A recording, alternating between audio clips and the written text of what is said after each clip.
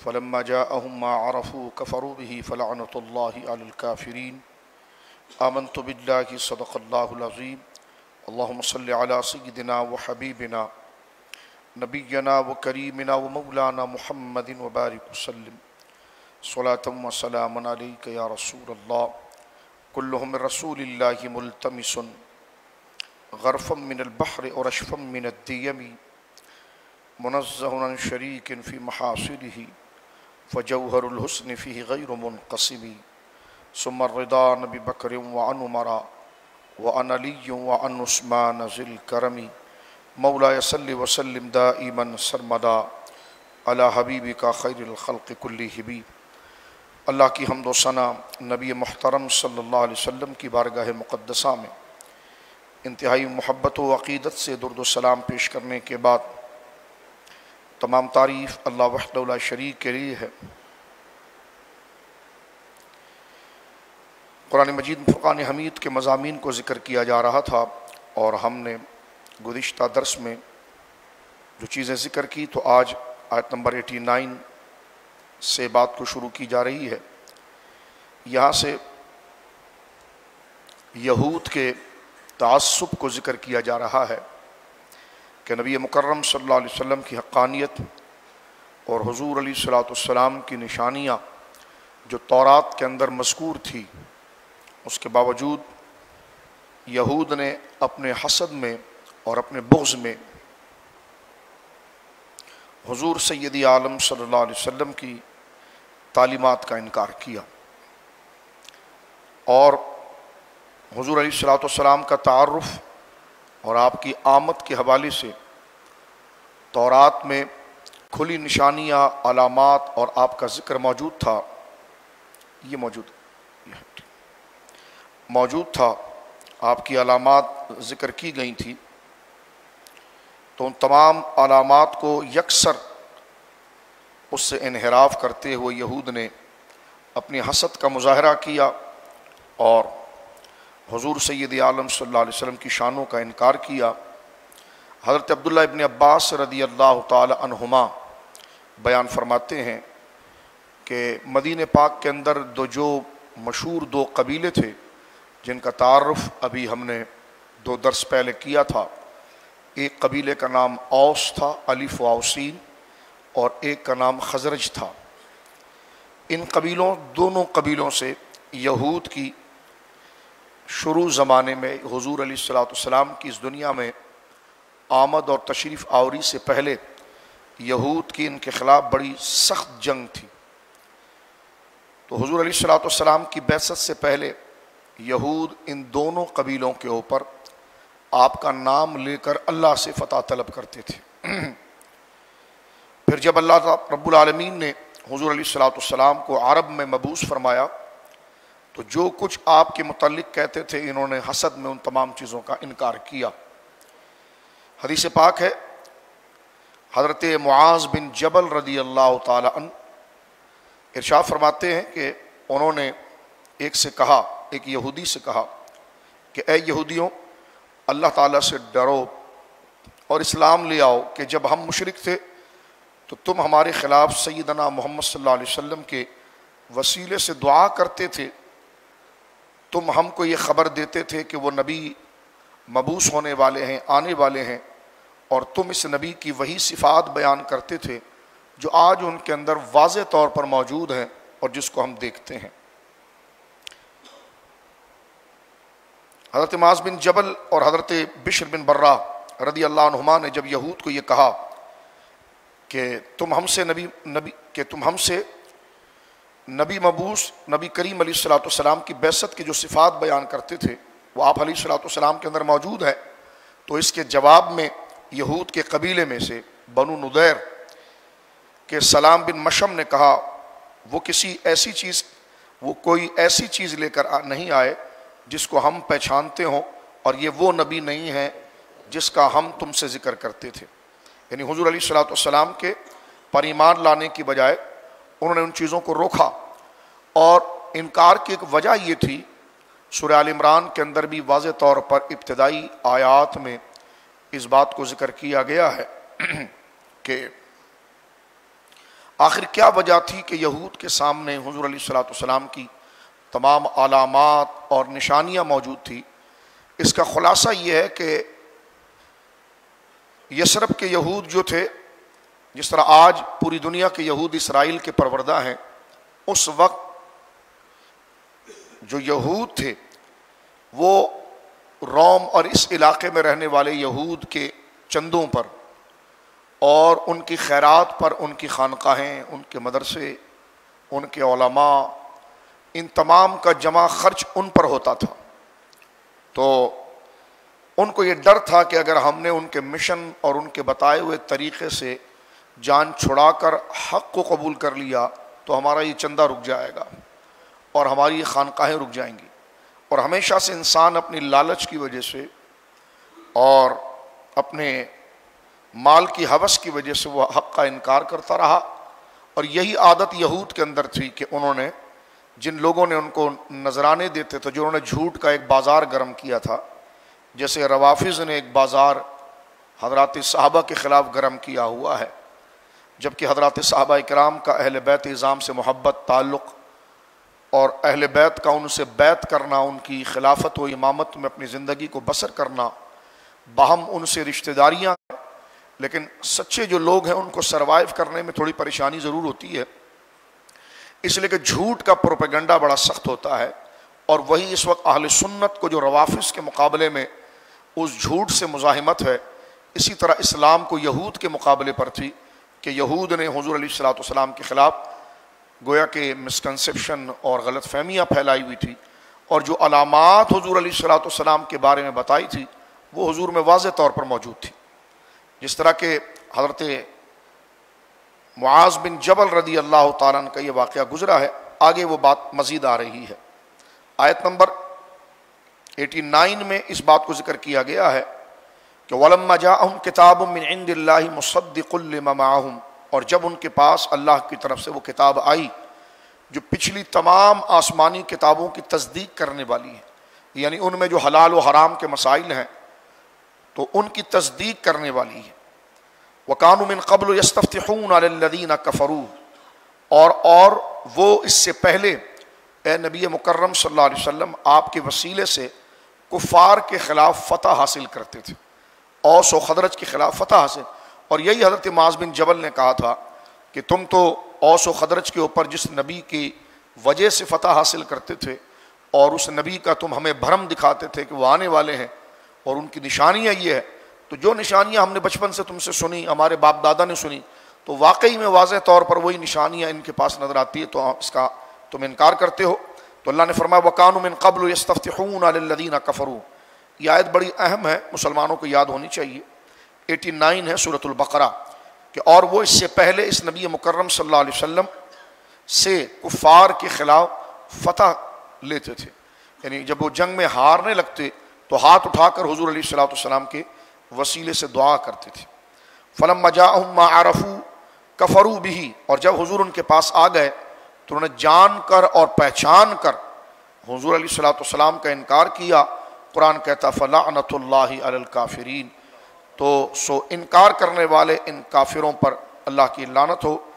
بئس ما اشتروا به انفسهم ان يكفروا بما انزل الله بغيا او ينزل الله من فضله على ما يشاء من عباده فباءوا بغضب على غضب، کیسی بری چیز ہے وہ اس کے معاوضے میں انہوں نے اپنی جانوں کو فروخت کیا، وہی چندے کی بات، یعنی لوگوں کو پیسہ لے کر انہوں نے اس حق کا انکار کیا اور جھوٹ بولا کہ حضور علیہ الصلوۃ والسلام میں وہ علامت نہیں ہے۔ فرمایا کہ انہوں نے مال میں معاوضے میں انہوں نے اپنی جانوں کو فروخت کیا، اور وہ اس کتاب میں کفر کر گئے جس کو اللہ نے نازل کیا تھا۔ اس سے کشی کرتے ہوئے اللہ اپنے فضل سے اپنے بندوں میں سے جسے چاہتا ہے چاہے کتاب نازل فرماتا ہے، وہ غضب اور غضب میں آ گئے، اور کافروں کے لیے ذلیل و خوار کرنے والا عذاب ہے۔ اس آیت میں حضور علیہ الصلوۃ والسلام کی عظمت و شان اور حضور کا تعارف اور تسلسل ذکر کیا گیا۔ اس سے اگر ہم تھوڑا بہت آگے چلے جاتے ہیں تو آیت نمبر 156 میں دوبارہ یہ مضمون اللہ رب العالمین نے یہود کو یاد دلایا ہے اور اس تاریخ کی بات کو۔ فرمایا الذین آتیناہم الکتاب یعرفونہ کما یعرفون ابناءہم، جن لوگوں کو ہم نے کتاب دی وہ اس نبی مکرم یعنی حضور علیہ الصلوۃ والسلام کو اس طرح پہچانتے ہیں جس طرح وہ اپنے بیٹوں کو پہچانتے ہیں. لَيَكْتُمُونَ الْحَقَّ وَهُمْ يَعْلَمُونَ، اور ان میں سے ایک فریق یقیناً جان بوجھ کر حق کو چھپاتا ہے. الحق من ربک فلا تکونن من الممترین، اور یہ تحویل قبلہ کا واقعہ جو پہلے گزرا یہ، اور تمہارے رب کی طرف سے یہ برحق ہے، اور اے مخاطب تم شک کرنے والوں میں سے ہرگز نہ ہو جانا. وَلِكُلِّ وِجْهَةٌ هُوَ مَوَلِّيهَا فَاسْتَبِقُوا الْخَيْرَاتِ، اور ہر ایک کے لیے ایک سمت ہے جس کی طرف وہ منہ کر کے نماز پڑھتا ہے. یہ 3-4 آیتیں بڑی اہمیت رکھتی ہیں سورۃ البقرہ کے حوالے سے. ایک تو یہ ہے کہ قرآن نے یہ کہا کہ جب ان کے پاس اللہ رب العالمین کی کتاب آئی اور نشانی آئی تو یعرفونہ کما یعرفون ابناءہم، تو وہ حضور کو اور ان تمام نشانیوں کو ایسے جانتے تھے جیسے وہ اپنے بچوں کو جانتے تھے.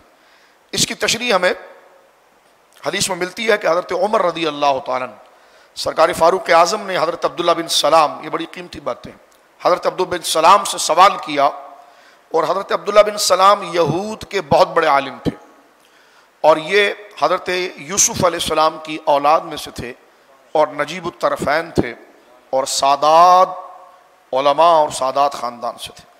حضرت عمر رضی اللہ تعالیٰ نے حضرت عبداللہ بن سلام سے بڑی یاری تھی ان کی، اور حضرت عبداللہ بن سلام مدینے میں آپ نے اسلام قبول کیا تھا.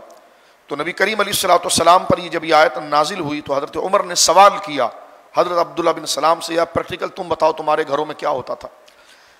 جس طرح ہماری ماں حضرت سیدہ صفیہ بنت حوی، کیونکہ حضور علیہ الصلوۃ والسلام کی 11 ازواج ہیں جمہور کے قول کے مطابق. حضور کی 11 ازواج کی تشریح 3 اعتبار سے ہے کہ 11 میں سے ابتدائی جو 6 خواتین ہیں وہ عربی بھی ہیں اور قریشی بھی ہیں. اس کے بعد جو 4 مزید ہیں وہ عربی ہیں قریشیاں نہیں ہیں 10، اور ایک خاتون جو ہے وہ بنو اسرائیل سے تھیں، یعنی ہماری ماں سیدہ صفیہ بنت حوی. یہ حضور سید عالم کے عقد پاک میں آئی اور ان کا تعلق یہود قبیلے سے تھا. جب یہ حوی بن اخطب کی یہ بیٹی تھی صفیہ بنت حوی، حضور نے ایک دفعہ ان سے پوچھا کہ کیا تمہارے گھر میں کیا بات ہوتی تھی؟ تو انہوں نے کہا یا رسول اللہ صلی اللہ علیہ وسلم، میرے باپ اور میرے چچا چھپ کر بات کرتے تھے اور کہتے تھے کہ لوگوں سے اس بات کو چھپاؤ، اور حق یہی ہے کہ یہ وہی ہے جن کا ہم انتظار کرتے تھے، لیکن ہم اس بات کو قبول نہیں کریں گے اس لیے کہ نبوت کو ہم عرب کی طرف نہیں مان سکتے بنی اسرائیل کے علاوہ. تو یہ حسد و بغض کی نشانیاں اور یہ علامات ہیں جس کا احادیث میں ثبوت آتا ہے. اور اخطب بن حوی بن اخطب یہود کا بہت بڑا سردار تھا، اس کی بیٹی صفیہ بنت حوی ہے جو ہماری ماں ہے، حضور علیہ الصلوۃ والسلام کے نکاح میں آئی تھی. حضرت عبداللہ بن سلام رضی اللہ تعالیٰ عنہ یہ حضرت یوسف علیہ السلام کی اولاد میں سے تھے اور یہود کے بہت بڑے عالم تھے. ان کے سامنے انہوں نے جیسے ایک نظر میں حضور کو دیکھا تو حضور کو قبول کر لیا. ایک واقعہ ان کے پاس یہ ہے کہ جب حضور علیہ الصلوۃ والسلام مدینہ منورہ ہجرت کر کے آئے تو سرکار علیہ الصلوۃ والسلام کا پہلا قیام قباء کی بستی میں ہوا. اس وقت قباء شریف جو ہے وہ مدینہ شریف سے الگ ایک بستی تھی. آج تو مدینہ شریف اللہ اس کے شرف کو سلامت رکھے وہ تو بڑا وسعت ہو گیا ہے آبادی کے حوالے سے، لیکن قباء پہلی بستی تھی. وہاں پر ایک جلیل القدر صحابی تھے حضرت کلثوم بن ہدم. آج بھی اگر آپ ہمارا جانا کسی کا نصیب ہو اللہ لے جائے تو مدینہ شریف جیسی آپ جاتے ہیں تو مسجد قباء کا جو مین روڈ ہے اس کے اوپر باقاعدہ روڈ کا نام لکھا ہوا ہے شارع کلثوم بن ہدم. یہ صحابی رسول تھے، جلیل القدر صحابی تھے، نام ان کا کلثوم تھا، کلثوم بن ہدم. بہت مالدار صحابی تھے اور ان کا گھر ایسا تھا کہ بڑا یارڈ تھا، یعنی ایک کمرہ یہاں پر ہے اور ایک بڑا یارڈ تھا، چاروں طرف سے چاروں دیواری تھی. سرکار دو عالم صلی اللہ علیہ وسلم وہاں رکے اور لوگ حضور سے ملنے کے لیے اس یارڈ میں، اس میدان میں اور گھر کے اس صحن کے اندر جمع ہوتے تھے. حضرت عبداللہ بن سلام کہتے ہیں کہ جب میں حضور علیہ الصلوۃ والسلام کو دیکھنے کے لیے گیا، اسی طرح حضرت سلمان فارسی کے ایمان کا واقعہ بھی اسی طرز پر ہے. حضرت عبداللہ بن سلام کہتے ہیں کہ جب مجھے اطلاع ملی اور میرے چچا وغیرہ نے بتایا کہ وہ آ گئے ہیں اور ہم نے انکار کرنا ہے اور ہم نے قبول نہیں کرنا ہے. تو حضرت عبداللہ بن سلام کہتے ہیں کہ میں دوڑتا ہوا گیا اور میرے ذہن میں تو کیونکہ بہت بڑے عالم تھے اور یہود میں سب سے اشراف قبیلے سے آپ کا تعلق تھا, سادات قبیلے سے تعلق تھا, سارے یہودی آپ کے ہاتھ چومتے تھے, پاؤں چومتے تھے, عزت کرتے تھے آپ کے نسب کے حوالے سے بھی, کیونکہ آپ حضرت یوسف علیہ نبینا علیہ الصلوۃ والسلام کی اولاد میں سے تھے اور ساتھ میں آپ یہود کے بہت بڑے عالم تھے. تو آپ کو کتاب کے بارے میں, تورات کے بارے میں مکمل علم تھا, تورات کے آپ عالم تھے. کہتے جیسے ہی میں اس میدان میں اور اس یارڈ میں داخل ہوا تو میں نے سرکار کے چہرے کو دیکھ کر سمجھ گیا کہ یہ وہی ہیں, اور مجھے یقین ہو گیا کہ یہ جناب رسول مکرم صلی اللہ علیہ وسلم ہے. لیکن کہتے ہیں پھر بھی میں نے اپنی تسلی کے لیے چند باتیں حضور سے پوچھی. اب یہ دو باتیں, ایک تو فرمایا کہ جب میں پہنچا تو حضور خطبہ دے رہے تھے اور خطبے میں سرکار دو عالم صلی اللہ علیہ وسلم کی زبان پر ایک کلمات تھے جس نے مجھے بہت زیادہ اٹریکٹ کیا اور بہت زیادہ متاثر کیا, اور میں سمجھ گیا کہ اتنی خیر خواہی اللہ کے بندوں کے ساتھ نبی کے علاوہ انسانوں پر اتنی مہربانی کوئی نہیں کر سکتا. سرکار کا جملہ بڑا مشہور ہے, افشوا السلام و اطعام الطعام, سلام کو عام کرو اور بھوکوں کو کھانا کھلاؤ. تو کہتے ہیں جب میں نے یہ جملہ سنا تو میرے دل نے اس بات کو بڑا متاثر کیا کہ اس قدر کی خیر خواہی اور لوگوں کے نرم دلی اللہ کے نبی کے سوا کوئی نہیں ہو سکتا. کہتے ہیں میں قریب گیا اور میں نے حضور علیہ الصلوۃ والسلام سے چند سوالات کیے. ایک سوال میں نے حضور سے کیا, روح کیا ہے؟ میں نے ان سے سوال کیا, حضور یہ بتائیے کہ کبھی حمل تو ایک ہی ہوتا ہے ماں کے پیٹ میں, لیکن بیٹی پیدا ہو جاتی ہے, کبھی بیٹا پیدا ہو جاتا ہے. آج لوگ کہتے ہیں کہ انتم عالم بامور دنیاکم. بعض وہابیہ اس حدیث کو لے کر حضور کے علم کی نفی کرتے ہیں اور کہتے ہیں کہ جناب حضور کو دنیا کا علم نہیں دیا گیا, کیونکہ یہ حدیث ہے اور حدیث کے الفاظ ہے کہ انتم عالم بامور دنیاکم. اس کی تشریح ہم نے درجنوں دفعہ پر کی ہے. مدینہ منورہ میں جب حضور تشریف لائے تھے تو صحابہ کرام کھجور میں قلم لگاتے, قلمی لگاتے, جس کو تلمیح کہتے ہیں, اور ہماری اردو کے اندر کہتے ہیں پیوند کاری, یعنی مادہ درخت کے اندر نر درخت کی سے کاٹ کر ایک لکڑی باقاعدہ طور پر وہ جو مادہ درخت ہے اس کے مین ڈالی جو ہے, مین جو تنا ہے اس کو چھیلتے ہیں اور اس کے اندر جو نر درخت ہے, نر درخت کے میں سے کوئی ٹہنی توڑ کر اس میں پیوست کر کے باندھ دیتے ہیں تو مادہ جو درخت ہے اس میں پھل بڑھ جاتا ہے. آج بھی پیوند کاری جس کو ہم کتابوں میں پڑھتے ہیں دیکھتے ہیں تو فارمرز جو ہیں, کسان جو ہے وہ یہ کرتے ہیں, پیوند کاری کرتے ہیں جس سے نسل بڑھتی ہے, پھل زیادہ ہو جاتا ہے. حضور جب مدینہ منورہ تشریف لائے تو سرکار دو عالم صلی اللہ علیہ وسلم نے دیکھا کہ صحابہ کرام کھجور کے درختوں میں تلمیح, عربی میں اس کو کہتے ہیں تلمیح کرتے تھے, یعنی پیوند کاری کرتے تھے. حضور کو یہ بات پسند نہیں آئی. سرکار نے فرمایا چھوڑ دو, نہیں کرو. تو جب حضور نے چھڑوایا تو انہوں نے پیوند کا وہ لکڑی نکال دی درخت میں سے جو پھنسائی ہوئی تھی, تو پھل بہت کم ہوئے. تو جب پھل کم ہوئے تو صحابہ کرام حضور کے پاس آئے اور کہنے لگے یا رسول اللہ, پہلے تو جب ہم تلمیح کرتے تھے اور پیوند کاری کرتے تھے, دو درختوں کو آپس میں جوڑتے تھے تو اس سے پھل بڑھ جاتا تھا, اور اب یہ ہے کہ اس میں درخت میں پھل بہت کم ہو گیا. تو سرکار علیہ الصلوۃ والسلام نے فرمایا جاؤ پھر کر لو, تلمیح کرنا چاہتے ہو پیوند کاری کر لو. انتم عالم بامور دنیا کو, یہ سارے دنیا کے کام ہیں, تم اس کو خوب جانتے ہو, جاؤ. حالانکہ اس بات میں ہزارہا حکمتیں تھیں, لیکن بس ایک نقطہ کہیں سے پکڑ کے شور مچانا ہوتا ہے ہر ایک کو. اہل سنت پر یہ آزمائش ہے کہ حق کی بات کرنے کی وجہ سے درجنوں قسم کے خیالات کا مقابلہ پڑھنا پڑتا ہے, اور ایک بات کرنے کے دوران درجنوں کو کی جو غلط فہمیاں ہیں وہ دور کرنی ہوتی ہے. اب کہا کہ دیکھیے اس حدیث پاک کے اندر تو یہ ہے کہ حضور نے فرمایا انتم اعلم بامور دنیا, تم دنیا کے معاملات کو بہت زیادہ جانتے ہو, جاؤ.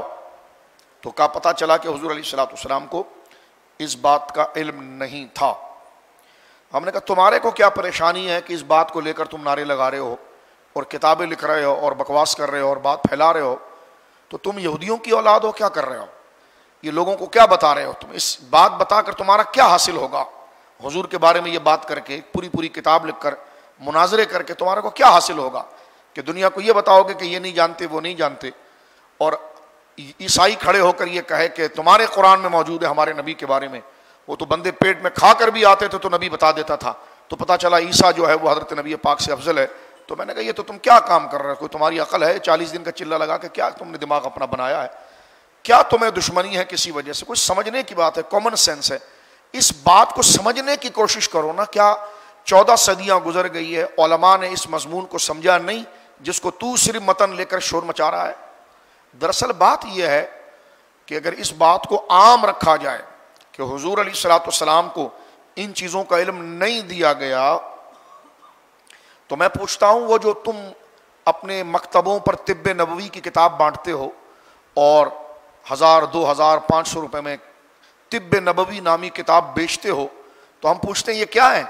تو کہتے ہیں یہ حضور علیہ الصلوۃ والسلام نے بیماریوں کا علاج بتایا ہے کہ یہ کھاؤ گے تو یہ ہوگا, یہ کھاؤ, میتھی میں یہ ہے, پودینہ میں یہ ہے. تو میں نے کہا تمہارے باپ نے بتایا تھا کہ پودینہ میں یہ ہے اور یہ ہے, کہ لیکن حضور نے بتایا. تو میں نے کہا حدیث تو تم پڑھ رہے تھے کہ حضور کو دنیا کا علم نہیں ہے, تو یہ سارا طب نبوی تم نے منسوب کر دیا ہے وہاں پر, تو تمہیں شرم نہیں آتی ہے؟ یہاں سے تم جب بیچنے پر آتے ہو تو پورا طب نبوی مان لیتے ہو, اور جب حضور کی شان قبول کرنے کی آتی تھی تو گویا کہ حدیث کا غلط مطلب نکالتے ہو کہ انتم عالم بامور دنیا کو. تو اگر حضور کو یہ نہیں پتا ہے تو میتھی کیا ہے, پالک کیا, یہ کیا, یہ ساری باتیں حضور نے نہیں بتائی, بلکہ حضور علیہ الصلوۃ والسلام نے تو پورا بچے کی پیدائش کا پروسیس یہ وہ سارا حدیث کے اندر موجود ہے. یہاں پر حضرت عبداللہ بن سلام بات لوٹ کر آئیے, اگر آپ جاگ رہے ہوں اور آنکھیں کھلی اور دماغ جاگ رہا ہے تو اس بات کو سمجھیے, بڑی قیمتی باتیں آپ سے اس وقت کی جا رہی ہیں. تو یہ جو جملہ ہے انتم عالم بامور دنیاکم, اس کے بارے میں علماء نے لکھا صحابہ کرام کو حضور علیہ الصلوۃ والسلام توکل کے اعلیٰ مقام پر لے جانا چاہتے تھے اور فرماتے تھے, اور یہ لکھا علماء نے اگر وہ 2-4 سال صبر کر جاتے تو تلمیح کی مکمل چھٹی ہو جاتی اور جو حضور نے فرمایا وہ ہو جاتا. یہ وہ چیز تھی کہ ان کو حضور, یہ کوئی ناجائز و حرام کام نہیں ہے, لیکن حضور علیہ الصلوۃ والسلام مزید روحانی پرورش کرنے کے لیے اپنے شاگردوں کے اندر یہ گویا کہ عمل لانا چاہ رہے تھے. اور یہ سوال حضرت ابوبکر حضرت عمر کا نہیں تھا کہ کوئی یہاں پر رابضی اب وہ الگ سے منہ مارنے کے لیے آ جائے گا, کہ یہ وہ صحابہ تھے جو مدینہ منورہ میں نئے نئے مسلمان ہوئے تھے, تو اب ان کی تیاری, ایمانی تیاری, اخلاقی تیاری کی طرف توجہ کی جا رہی تھی. جس طرح کہ قرآن مجید میں موجود ہے کہ یا ایھا الذین آمنوا اذا نودی للصلاۃ من یوم الجمعۃ فاسعوا الی ذکر اللہ وذروا البیع, ایمان والو جب جمعے کی اذان دے دی جائے تو تم اللہ کے ذکر کی طرف آؤ اور کاروبار سے بھاگ جاؤ. روایت میں یہ آتا ہے کہ ظاہر سی بات ہے, پرانا دور اگر ذہن میں ہوئی ہو یا کہیں کتاب میں آپ نے پڑھا ہو, تو دیہات میں یہ ہوتا تھا کہ جب دیہات میں سبزیاں یا تمام چیزیں آ جاتی تو چھوٹے چھوٹے گاؤں ہوتے تھے, تو دیہات میں آواز لگ جاتی ہے بھائی یہ ٹماٹر آ گئے لے لو, جلدی سے لے لو, آلو آ گئے لے لو. تو جمعے کے دن مسجد میں سب جمع تھے اور باہر کوئی سودا آیا اور اس نے آواز لگایا تو چند لوگ مسجد سے اٹھ کے دوڑے کہ کہیں ایسا نہ ہو کہ وہ مال جو ہے وہ ختم نہ ہو جائے. تو اللہ نے آیت نازل فرمائی کہ یا ایھا الذین آمنوا, ایمان والو, اذا نودی للصلاۃ من یوم الجمعہ, جب جمعے کی اذان دے دی جائے تو فاسعوا الی ذکر اللہ, تو پھر اللہ کی نماز کی طرف آؤ, ذکر کی طرف آؤ, وذروا البیع, اور یہ تجارت چھوڑ دو, یہ تمہارے لیے اچھا ہے. تو اس میں بھی کوئی یہ نہ کہے کہ صحابہ, اب لیا جاتا ہے آیت کو کا مضمون خراب کرنے کے لیے, اس میں حضرت ابوبکر عمر اٹھ کر نہیں گئے تھے, مہاجرین اٹھ کر نہیں گئے تھے, وہ انصار تھے جو ابھی ابھی مسلمان ہوئے اور وہ دین کی ہدایات کو سمجھ رہے ہیں, ابھی تک ان کو یہ باتیں پتہ نہیں تھی. تو جب تک کوئی بات پتہ نہیں ہے تو یہ بتاؤ کہ بتایا ہو پھر انہوں نے انکار کیا ہو, بات پتہ نہیں تھی, یہ آیت اترنے کا سبب وہ بن گیا اور باہر سے آواز لگی تجارت کی, تو بس انہوں نے کہا کہ جب منع نہیں ہے تو بالکل ٹھیک ہے, وہ اٹھ کر دوڑنے لگے. تو اس میں جو قدر صحابہ نہیں تھے وہ عام صحابہ تھے جو نئے نئے دار اسلام کے اندر آئے تھے اور ابھی وہ اخلاق کی پریکٹس میں اس کے اندر موجود تھے.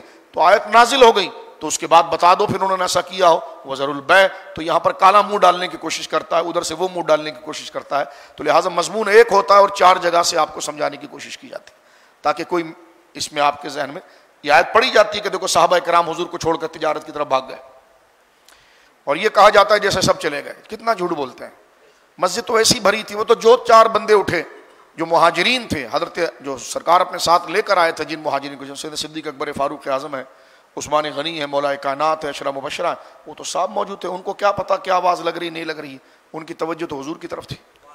لیکن وہ جو نئے نئے آئے تھے اب ان کی اخلاقی تربیت ہو رہی تھی, تو انہیں آواز لگی، وہ دوڑ کے چلے گئے. ان کو کسی نے بتایا تھا کہ نہیں جاؤ، اب بتایا جا رہا ہے نا کہ نہیں جاؤ. وہ وجہ بنی اس کی، تو جب وجہ بن گئی تو اس کے بعد نہیں گئے. تو جب نہیں گئے تو اللہ نے احکام نازل فرمایا. تو اس آیت کو غلط مطلب لے کر صحابہ پر تبرہ کرنا، تو قبر میں اس کا جواب دینا پڑے گا. اسی طرح اس حدیث کے بارے میں بھی ہے، انتم اعلم بامور دنیاکم. اب آپ دیکھیے حضرت عبداللہ بن سلام آئے، یہ حدیث، یہ قرآن کی آیت، اور انہوں نے کہا کہ میں نے حضور سے چند سوالات کیے. ایک سوال میں نے حضور سے یہ کیا کہ ماں کے پیٹ میں جب بچہ ہوتا ہے تو شوہر ایک ہی ہے، بیوی بھی ایک ہے، دونوں ہی ہیں، لیکن کبھی لڑکی پیدا ہو جاتی ہے، کبھی لڑکا پیدا ہو جاتا ہے، یہ کیوں ہے؟ تو حضور کہہ دیتے ہیں کہ بھائی یہ تو میڈیکل کا شعبہ ہے، یہ تو دنیا کا شعبہ ہے، میرا اس سے کیا تعلق ہے. سرکار نے ادھر جواب دیا ہے. ہاں میں آپ کو نہیں بتاتا ہوں، لیکن بخاری شریف میں ہے وہ جواب. حضور نے جواب دیا کہ کیوں ایسا ہوتا ہے کہ حمل ایک ہی ہے اور اس نطفہ ایک ہی ہے، لیکن بیٹی پیدا ہو جاتی ہے، کبھی بیٹا پیدا ہو جاتا ہے. تو یہ کیسا ہے کہ ایک ہی پیدا ہونا چاہیے، یہ کیونکہ نطفہ تو ایک ہی ہے، یہ تبدیل کیسے ہوتا ہے؟ آج میڈیکل اس بات کو پروف کر رہی ہے، بخاری شریف کے اندر وہ ساری چیزیں موجود ہے کہ بیٹی ہونے کی وجہ کیا ہوتی ہے اور بیٹا ہونے کی وجہ کیا ہوتی ہے. یہ حضرت عبداللہ بن سلام کو رسول کریم نے صرف ان کا سوال ختم ہوا تو حضور نے جواب دے دیا. اس پر ویسے الحمدللہ ہم 20 سے 22 جمعے لگاتار آج سے 4-5 سال پہلے پڑھا چکے ہیں اسی موضوع پر کہ حضور علیہ الصلوۃ والسلام کو دنیاوی علوم کی کن کن چیزوں میں سرکار نے ان تمام چیزوں کو سرکار دو عالم نے بیان فرمایا.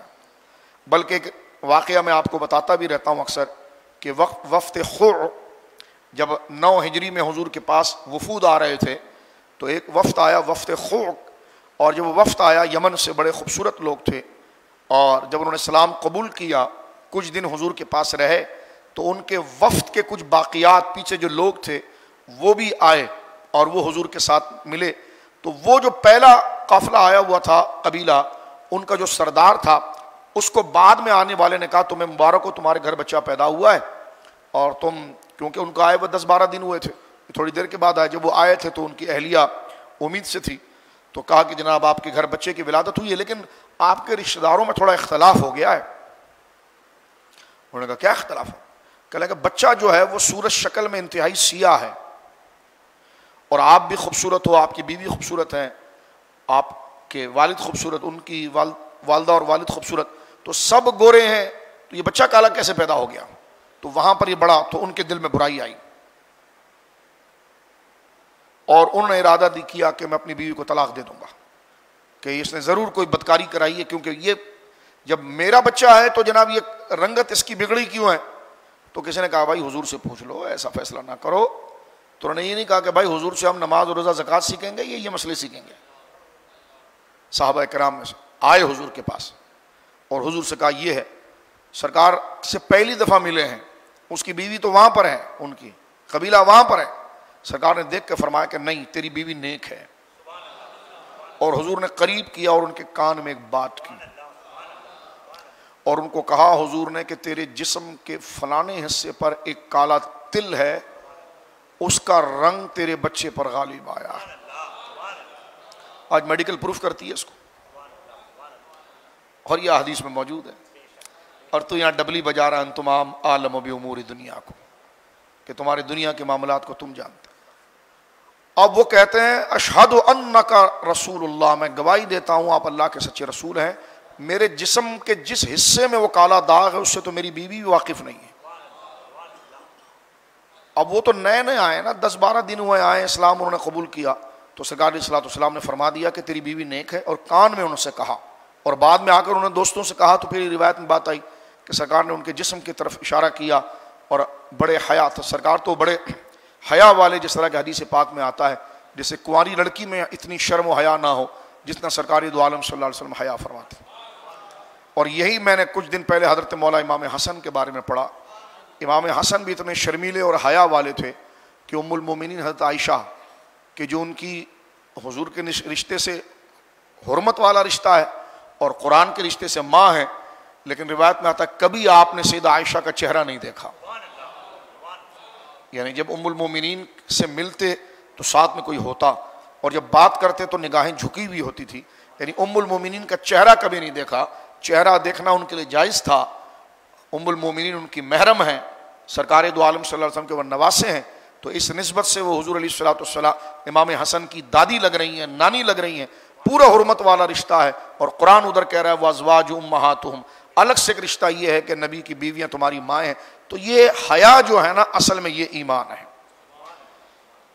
تو حضرت عبداللہ بن سلام کہتے ہیں کہ پھر میں نے یہ جب بات حضور سے پوچھی تو پھر میں آگے بڑھا اور میں نے اسلام قبول کیا۔ اور ایک سوال اس میں یہ تھا کہ جب جنتی جنت میں چلے جائیں گے تو سب سے پہلا کھانا ان کو کیا ملے گا؟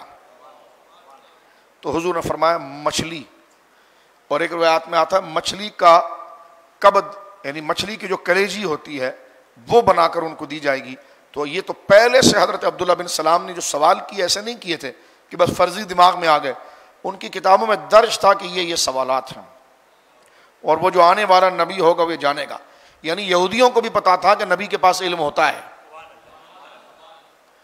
اور یہ جو ہمارے یہ کہتے ہیں کہ نبی کو کیا خبر، اور یہودیوں کو پتا تھا کہ نبی کو علم ہوتا ہے، یہ چیزیں سارا نبی ہی جانتا ہے، اور یہ ہم سے علم غیب پہ مناظرے کر رہے ہوتے ہیں۔ اور باقاعدہ اسماعیل دہلوی نے کتاب میں لکھا ہوا ہے کہ نبی کو غیب کی کیا خبر۔ تو میں نے کہا اسی خبر کو دیکھ کر تو عبداللہ بن سلام اسلام لا رہے ہیں۔ تو کامن سینس دیکھیں، غصہ نہیں ہونا میری بات پر، غور کرنا کہ کیا منہ سے نکال رہے ہو اور کس کے بارے میں نکال رہے ہو۔ درس قرآن یہ نہیں کہ پھر تشریح قرآن، تو رکھو نا، مسئلے حل کرو سارے۔ تو اب آپ دیکھیے یہاں پر حضرت عبداللہ بن سلام نے پھر اسلام قبول کیا۔ جب اسلام قبول کیا حضرت عبداللہ بن سلام نے تو کہنے لگے یا رسول اللہ اب آپ کیا فرماتے ہیں؟ سرکار نے آپ کا نام عبداللہ رکھا۔ تو کہنے لگے حضور نے فرمایا ایک صحابی سے کہا کہ جاؤ سارے یہودیوں کو بلا کر لاؤ اور ان کو بتاؤ کہ عبداللہ بن سلام نے مجھے پہچان لیا اور تم کہتے ہو میں وہ نہیں ہوں۔ تو عبداللہ بن سلام کہنے لگے یا رسول اللہ میری قوم بڑی بغض اور حسد والی ہے، یہ تو اللہ کا فضل ہوا، مجھے اللہ نے بغض میں مبتلا نہیں کیا تو میں نے اعلان کیا۔ سرکار نے فرمایا ٹھیک ہے رک جاؤ۔ حضور نے ان کو ایک دیوار کے پیچھے کھڑا کر دیا بخاری شریف میں کہ تم چھپ کے پیچھے کھڑے ہو جاؤ۔ اب سارے یہودی آ گئے جو ان کا مزاج ہے۔ تو جب یہودی آ گئے حضور علیہ الصلوۃ والسلام کے پاس تو حضور نے حضرت عبداللہ بن سلام کا نام لیا اور نام لے کر فرمایا کیا تم ان کو جانتے ہو؟ انہوں نے کہا جی بالکل، کیوں نہیں جانتے، وہ تو ہمارے سب سے بڑے عالم ہیں، ہمارے سادات ہیں، سید میں سے ہیں، ہوا سیدنا وہ ابن سیدنا، وہ تو ہمارے سردار ہیں، ہمارے سرداروں کی اولاد ہیں۔ حضور نے فرمایا اگر وہ یہ کہہ دیں کہ تمہاری کتابوں میں جو نشانیاں ہیں وہ میرے ہی بارے میں تھے، انہوں نے کہا نہیں وہ ایسا نہیں کہہ سکتے۔ سرکار نے حضرت عبداللہ بن سلام کو آواز دی، عبداللہ بن سلام سامنے آئے اور انہوں نے کہا کہ اشہد انک رسول اللہ، میں گواہی دیتا ہوں اب اللہ کے رسول ہیں۔ اب وہی لوگ جو ہاتھ چومتے تھے تعریف کر رہے تھے کھڑے ہو گئے، انہوں نے کہا شرنا ابن شرنا، اور یہ تو بہت بڑے شریر ہیں اور شریروں کی اولاد ہیں، ہم نہیں مانتے، اور گالی دیتے ہوئے مسجد سے نکل گئے۔ تو حضرت عبداللہ بن سلام سر جھکا کر ہنسنے لگے کہ لگے حضور میں نے کہا تھا نا کہ ہماری قوم میں بغض کتنا ہے، حسد کتنا ہے، انہوں نے آپ کے خلاف ایک ذہن بنا لیا ہے، اب چاند بھی دو ٹکڑے ہو جائے جو بھی ہو جائے یہ تسلیم نہیں کریں گے۔ اور بھی وہ حضرت حضور نے ان کو جب پیچھے چھپایا تو ان کو کہہ رہے تھے وہ ہمارے سردار ہیں، جو وہ کہتے ہیں صحیح ہے۔ جب وہ سامنے آ گئے تو وہ سید کہنے، پہلے سید کہہ رہے تھے بعد میں شریر کہہ رہے ہیں کہ سیدنا و ابن سیدنا، اب کہہ رہے ہیں کہ جناب شرنا و ابن شرنا۔ تو یہ یہود کا تعصب ہے جس کو قرآن کریم فرقان حمید بار بار بتا رہا ہے کہ اپنے چندوں کے چکر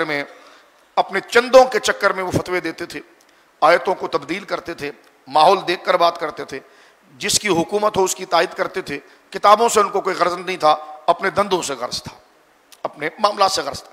یہاں یہ ایک جملہ مزید عرض کر کے پھر ہم بات کو ختم کرتے ہیں، اس لیے کہ آگے کا موضوع بڑا اہم آ جائے گا۔ ایک تو یہ تھا جو یہود کے حوالے سے، ایک دوسرا موضوع ہے حضرت سلمان فارسی کا ایمان بھی اسی طرح ہے،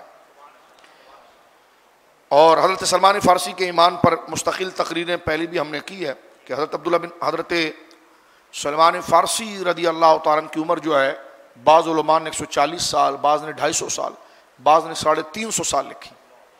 آپ فارس ایران کے رہنے والے تھے، آپ کا باپ مجوسی تھا، آگ کو پوجتا تھا، آپ اپنے باپ کی ایک ہی اولاد تھے، اور آپ فرماتے ہیں کہ میرے باپ نے مجھے ایسے پالا جیسے بیٹیوں کو پالتے ہیں، یعنی دروازے سے نکلنے نہیں دیتا تھا، گھر میں ہی رکھتا تھا کہ کوئی حادثہ پیش نہ آ جائے، میرا ایک لوتا بیٹا ہے، کہ اتنے لاڑ سے مجھے جو کہ پالا۔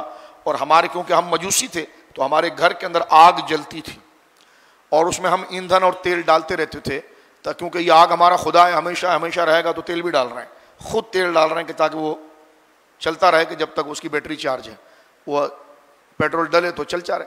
تو کہتے ہیں ایک دن میرا باپ بیمار ہو گیا تو جہاں سے ایندھن لانا پڑتا تھا، کہتے میری عمر 15 سال تھی، تو میرے والد نے مجھے بہت سمجھایا کہ دیکھو یہ برتن لو، فلاں جگہ ایندھن ہوگا، کسی سے ملنا نہیں، کسی سے بات نہیں کرنا، چھپکے سے جانا، اور جو ایندھن ہے جو پیٹرول وغیرہ جو بھی وہ لانا. کہتے جب میں جانے لگا تو میرا گزر نصارہ کے ایک معبد سے ہوا جہاں وہ لوگ عبادت کر رہے تھے، تو مجھے ان کا عبادت کا طریقہ بڑا پسند آیا. خیر میں وہ ایندھن لے کر آیا، اور آتے ہوئے میں نے راستے میں تھوڑی دیر سے رک کر، بڑی تفصیل ہے ان کے واقعے کی، مسند امام احمد میں اور احادیث میں درج، میں نے ان سے پوچھا کہ آپ لوگ کیا کر رہے ہیں؟ انہوں نے کہا ہم عبادت کر رہے ہیں. تو کہا میں بھی ایسا کر سکتا ہوں، کیونکہ انسان کی فطرت میں اللہ کی یاد تو ہوتی ہے. انہوں نے کہا کر سکتے ہیں. تو کہا انہوں نے کہا لیکن آپ کو ہمارے پاس ٹائم دینا پڑے گا، ایک وقت دینا پڑے گا، اور اس کے لیے آپ نے ہمارے ساتھ سفر کرنا پڑے گا. تو کہ یہ کب ہوگا؟ کہنے لگے کہ آپ بعد میں آنا، ہمارا جو قافلہ آتا ہے نا تو وہ جب آئے گا تو اس کے ساتھ ہم تمہیں بھیج دیں گے. گھر میں جب آئے تو لیٹ ہو گئے، باپ نے ڈانٹا کیا ہو گیا تھا؟ تو بہانہ کر دیا. آپ بڑے افسوس ہوئے کہ مجھے منزل نہیں مل رہی، لوگ نہیں مل رہے، حقائق والے لوگ نہیں مل رہے. جب اس کے مرنے کا وقت آیا تو حضرت سلمان فارسی کہتے کہ میں نے اس کو کہا کہ دیکھ تو اتنا نیک بنتا تھا لیکن تو اتنا بدکار آدمی، تو نے حرکتیں کی ہیں، مجھے بتا کہ میں کیا کروں. تو اس نے کہا کہ ٹھیک ہے آپ نے اتنا وقت دیا ہے تو میں تمہیں دل کی سچی بات بتاؤں، یہ آخری زمانہ چل رہا ہے اور کھجوروں کی وادیوں میں اللہ کا آخری نبی آنے والا ہے. یہ کہہ کر وہ مر گیا. وہ کھجوروں کی وادی کون سی تھی، کیا تھی، یہ اس میں بتایا نہیں. حضرت سلمان فارسی کہتے ہیں کہ میں پھر بازاروں میں گھومتا رہتا تھا تو مجھے کسی نے کہا کہ عرب سے کچھ لوگ آئے ہیں اور نخلستان سے آئے. تو جب میں نے ان سے پوچھا تو میری قسمت ایسی تھی کہ واقعی میں وہ یثرب کے لوگ ہی تھے. تو میں نے کیونکہ کہتے ہیں مجھے بھی لوگ نذرانہ دیتے تھے، پیسہ دیتے تھے، تو میرے پاس بھی بہت پیسہ جمع تھا، تو میں نے سارا پیسہ اٹھا کر ان کو دے دیا. میں نے کہا بس مجھے اس بستی تک پہنچا دو. کرایہ بنتا تھا 5 روپے اور میں نے ان کو 5 کروڑ روپے دے دیے ہوں گے. مجھے پیسے سے کیا غرض تھی، مجھے تو منزل چاہیے تھی. اللہ. تو انہوں نے کہا میں نے اپنا سارا پیسہ اٹھا کر ان کو دیا. اللہ اکبر. اور فرمایا کہ بس مجھے لے چلو. ان ظالموں یہ کیا کہ میرا پیسہ بھی لے لیا اور میرے ہاتھ میں رسی ڈال دی اور غلام بنا لیا. اتنے ظالم تھے. لے کر آئے مجھے یثرب، پہلے مکہ لے کر آئے، مکہ کے اندر انہوں نے لا کر مجھے بیچ دیا. مکہ میں جس کے ہاتھ بکا تھا وہ یثرب کے لوگ تھے. ایک تو میرے سے پیسہ بھی 1000 گنا زیادہ لیا اور مجھے غلام شو کر کے بیچ دیا، کیونکہ فارس کے تھے، خوبصورت تھے، لمبا چوڑا قد تھا، قیمت ایسی بہت اچھی ملتی تھی. مکہ میں بکے تو پہنچ گئے مدینے کے اندر. جب مدینے پہنچے ہیں تو وہاں پر ان کا جو یہودی تھا، جو ان کا آقا تھا، سردار تھا، اور وہ ان سے بڑا سخت کام لیتا تھا. کہتے ہیں کہ جناب میں درخت کے اوپر چڑھا ہوا تھا اور میں کھجور توڑ رہا تھا تو حضور اس وقت قبا میں آ گئے تھے. اب یہ کنیکشن یہ عبداللہ بن سلام کا وہاں جا کر جڑتا ہے. قبا میں آ گئے تھے اور میں اس کو آپ فیل کریں گے تو آپ کا دل صاف ہوگا. یعنی دل سے دنیا نکلتی، حضور کی محبت آتی ہے. عدم سے لائی ہے ہستی میں آرزو ہے رسول، کہاں کہاں لیے پھرتی ہے جستجو ہے رسول. کہتے ہیں میں درخت کے اوپر تھا اور میں کھجور توڑ رہا تھا. اتنے میں جو میرا مالک تھا نا اور اس کے جو 2-3 چیلے غلام تھے وہ درخت کے نیچے بات کر رہے تھے حضور کے بارے میں بڑی گہری. ہاں یہ وہی ہیں ہماری کتاب میں جن کا ذکر ہے، وہ اللہ کے نبی. تو میرا آقا ان کو ڈانٹتا تھا چپ کرو، وہ نہیں ہے وہ. تو کہتے جب یہ مخمصہ چلا تو مجھے وہ بات پتہ چلی وہ عراق کے اپنے اس پادری کی کہ جس نے کہا تھا کہ وہ کھجوروں کی وادی میں اللہ کا آخری نبی آنے والا ہے. تو میں نے کہا یار اس آپشن کو دیکھنا ضرور چاہیے. اتنے میں کہتے ہیں کہ میں نے اپنے ہاتھ کو اس طرح اور ٹانگ کو درخت کے ساتھ پکڑا ہوا تھا، لیکن جب میں ذکر سنتا رہا تو میرے دل میں ایک امید آئی کہ میں تو بہت قریب آ چکا ہوں. اور وہ اسی علاقے میں کہتے اتنا میرا خیال حضور کی طرف اور دین کی طرف منہمک ہوا کہ میری گرپ کھل گئی اور میں درخت سے دھڑم سے زمین پر گرا. جب گرا تو بہت زور سے میری ٹانگ پر چوٹ آئی، کمر پر آئی، لیکن میں نے اٹھ کر اپنے آقا کا ہاتھ پکڑا. وہ کہاں پر ہے؟ تو کہا اس کے ہاتھ میں ڈنڈا تھا اور اس نے مجھے مارنا شروع کیا. کہ تجھے کیا کرنا ہے، تم جاؤ اپنا کام کرو. کہنے لگے لیکن جو باتیں وہ کر رہے تھے تو جس جگہ پر عبداللہ بن سلام ملے تھے تو کہتے ہیں کہ جناب جو ہے کہ مجھے یہ مدینے میں آنے کے بعد کہتے ہیں کہ مجھے وہ جگہ کا پتہ تو چل گیا. وہ جو آخری جو میرا استاد تھا نا اس نے جب مجھے کہا تھا کہ وہ نخلستان میں جو آخری نبی آئیں گے تو ان کے پاس جا. تو میں نے ان کو کہا کہ بوڑھے مجھ پر احسان کر کچھ نشانی بتا. تو کہا نشانی یہ ہے کہ وہ صدقہ نہیں لیتے. ایک نشانی یہ ہے کہ وہ یہ یہود کی کتابوں میں تھا کہ وہ صدقہ نہیں قبول کریں گے، ہاں تحفہ تو دے گا تو قبول کریں گے. ایک اور ان کا یہ ہے کہ ان کے دونوں کندھوں کے درمیان انڈے ایگ جو ہوتا انڈے کے سائز میں گوشت ابھرا ہوا ہے، اور وہ ان کی نبوت کی دلیلوں میں سے ہے. تو حضرت سلمان فارسی کہتے ہیں کہ میں نے تھا تو میرے پاس کچھ بھی نہیں، میں نے کچھ کھجور لیے، اور جب میں پہنچا اور سرکار علیہ الصلوۃ والسلام سامنے ایک پتھر کا تخت تھا، اس پر بیٹھے ہوئے تھے. اللہ اکبر. کہتے ہیں میں حضور کے پاس گیا، کافی لوگ بیٹھے ہوئے تھے، تو میں سرکار کے قریب گیا اور جا کر میں بیٹھا. سرکار نے مجھے دیکھا تو میں نے کھجور آگے بڑھایا تو حضور نے فرمایا یہ کیا ہے؟ تو میں نے کہا صدقہ ہے. تو حضور نے کہا نہیں ہم صدقہ نہیں لیتے، وہ غریب بیٹھے ہیں ان کو دے دو. تو کہتے ہیں میں نے اٹھ کر دیا اور میری ایک بات تو پوری ہو گئی. اللہ اکبر.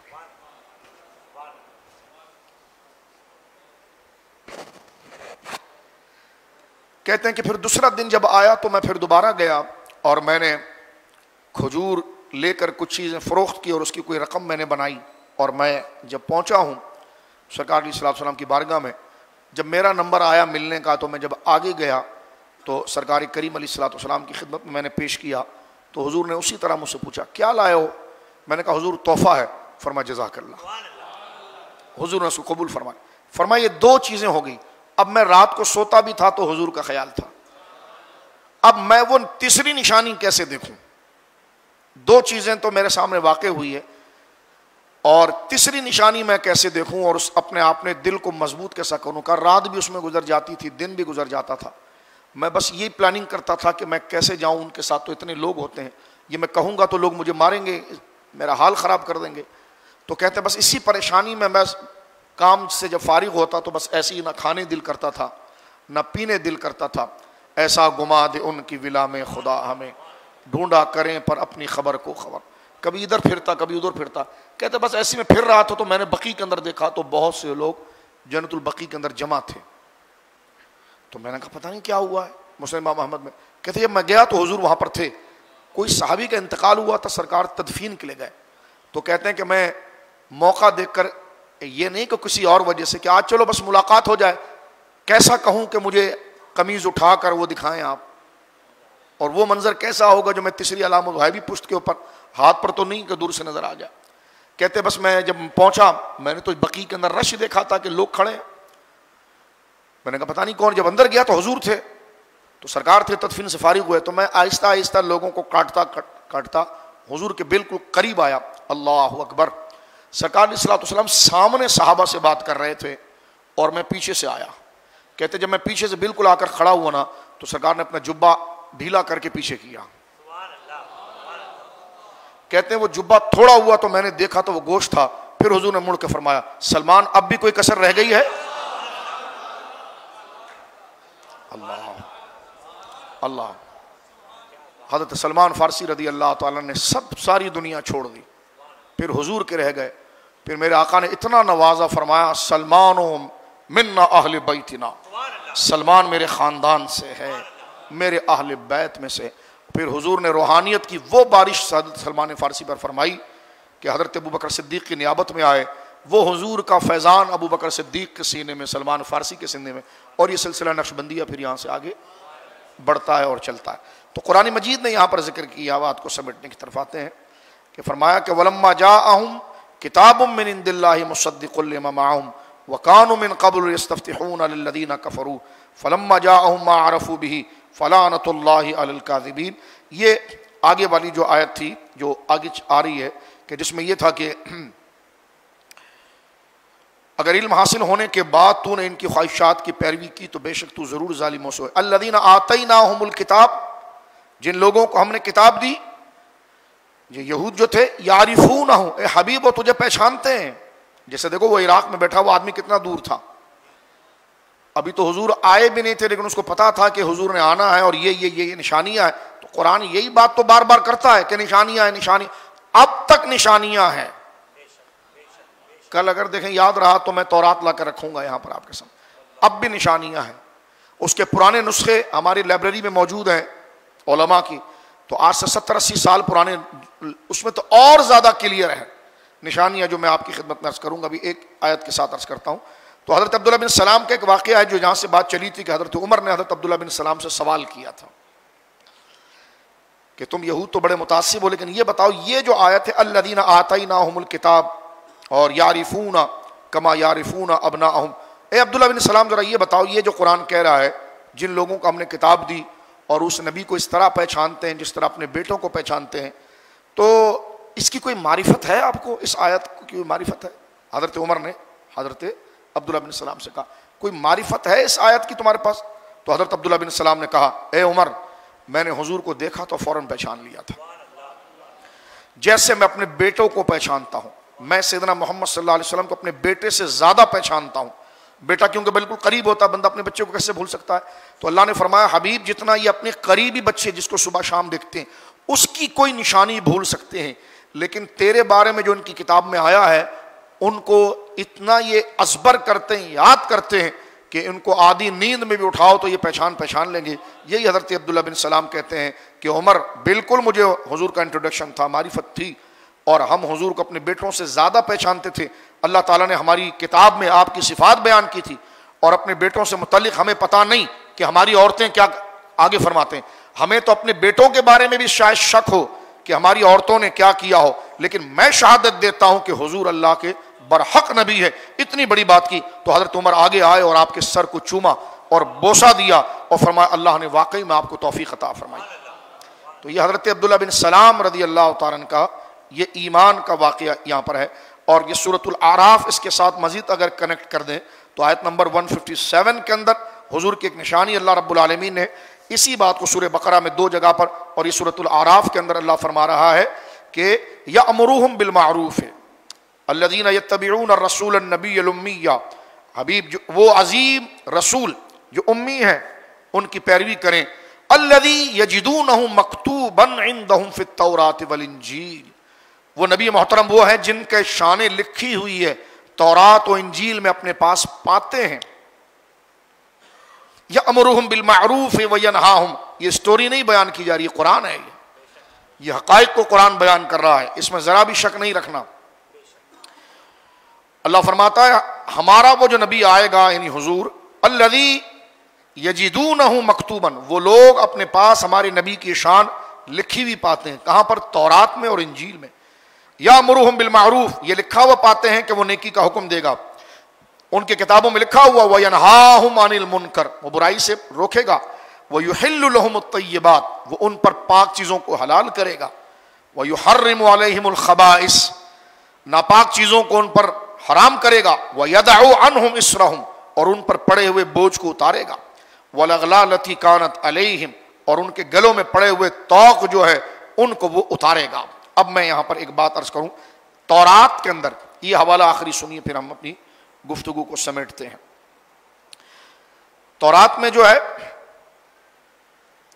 موجودہ تورات چیپٹر استثناء باب نمبر 18 آیت نمبر 15 اور 19، پرانا عہد نامہ اور نیا عہد نامہ جو ایک ساتھ چھپتا ہے جس کو تورات کہتے ہیں، اس میں اگر دیکھیں تو استثناء جو چیپٹر ہے سورت جس کو کہتے ہیں، اور آیت نمبر 15 سے 19 تک یہ میں بالکل ورڈ ٹو ورڈ پڑھ رہا ہوں. اور یہ جہاں چھپی ہے یہ بائبل سوسائٹی لاہور سے یہ چھپی ہے، بائبل سوسائٹی یہ لاہور. اب موجودہ تورات میں کیا ہے، اب سنیے کیا لکھا ہوا. خدا ون تیرا، خدا تیرے لیے تیرے ہی درمیان سے یعنی تیرے ہی بھائیوں میں سے میری مانند ایک نبی برپا کرے گا. یہ حضرت عیسیٰ کہہ رہے ہیں میرے ہی مانند ایک نبی برپا، یہ ترجمہ بھی انہی کا ہے. تم اس کی سننا، یہ تیری اس درخواست کے مطابق ہوگا جو تو نے خداوند اپنے خدا سے مجمع کے دن خواب میں کی تھی. یہ 1927 کا جو ہے وہ نسخہ ہے کہ جس میں یہ واضح طور پر موجود ہے. اور آپ دیکھیے کہ حضور سید عالم صلی اللہ علیہ وسلم کی وہ مکمل تعبیر کہ مکہ مکرمہ میں 10,000 صحابہ کے ساتھ حضور جب داخل ہوئے تھے تو اس طرح یہ آیت نبی کریم علیہ الصلوۃ والسلام کے حالات پر جو ہے وہ مکمل طور پر منطبق ہوتی ہے، چسپاں ہوتی ہے. اور موجودہ انجیل میں یوحنا باب نمبر 16 آیت نمبر 13 میں یہ بھی موجود ہے کہ وہ تم کو سچائی کی راہ دکھائے گا، اور یہی قرآن مجید فرقان حمید میں۔ تو یہ ساری آیات دیکھو، اتنی تحریف کے بعد بھی آج اس کے اندر یہ واضح ثبوت موجود ہے کہ نبی کریم علیہ الصلوۃ والسلام کا ذکر تورات میں ہے، انجیل میں ہے، جو قرآن نے ذکر کیا، لیکن قبول کرنے کی بجائے، حسد کرنے کی بجائے وہ انکار کرتے رہے۔ تو آج کے درس میں ہم نے صرف، کیونکہ وقت ہو گیا ہے، اسی پر رکھتے ہیں، کیونکہ کل کی آیت جو ہے وہ انتہائی اس چیز کو ہم نے سمجھا، اور یہ سمجھنا جو ہے کہ وہ لازم و ضروری تھا اپنے منصب کے حوالے سے، اہل سنت ہونے کے حوالے سے۔ اللہ رب العالمین ان تمام باتوں پر عمل کی توفیق دے۔ جو دوست، احبار، بھائی بہن ہمارے ساتھ اس درس میں شریک رہے، اللہ قرآن کی شفاعت اور دنیا و آخرت کی تمام منازلوں کو عافیت اور آسان فرمائے، نظر بد و نظر شر سے محفوظ فرمائے۔ اللہم ارنا الحق حقا وارزقنا اتباعہ وارنا الباطل باطلا وارزقنا اجتنابہ۔ ربنا لا تزغ قلوبنا بعد إذ هديتنا وهب لنا من لدنك رحمة إنك أنت الوهاب۔ اللهم آت نفسي تقواها وزكها أنت خير من زكاها أنت وليها ومولاها يا رب العالمين برحمتك يا رحمن۔